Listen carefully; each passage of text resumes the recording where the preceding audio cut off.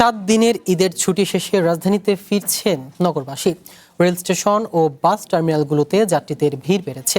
ফিরতি যাত্রায় বাস চলাচল স্বাভাবিক থাকলেও কয়েকটি ট্রেন নির্ধারিত সময়ের পরে পৌঁছানো ও ছেড়ে যাওয়া যাত্রীদের অপেক্ষা করতে হয়েছে দীর্ঘ সময়। বাস যাত্রীরা বলছেন, সড়কে যানজট কম থাকায় নির্ধারিত সময়ে গন্তব্যে পৌঁছাতে পেরেছেন তারা। তবে ট্রেন যাত্রীদের অভিযোগ, নির্ধারিত সময়ের তুলনায় কিছু ট্রেন বিলম্বে চলাচল করায় ভোগান্তিতে পড়তে হয়েছে তাদের। তবে যাত্রীরা বলছেন, ঈদ আনন্দ এইসব কষ্টকে হার মানিয়েছে।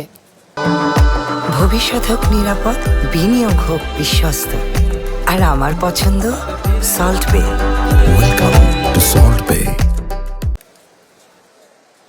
এই জার্নি খুব ভালো ছিল, আলহামদুলিল্লাহ খুব সেফলি চলে আসছি। কর্মস্থলে ফিরে আসলাম, আবার আগের মতো কর্মস্থলে আমরা কাজ করা শুরু করবো, এই আর কি। ঈদ যাত্রা খুব ভালো ছিল।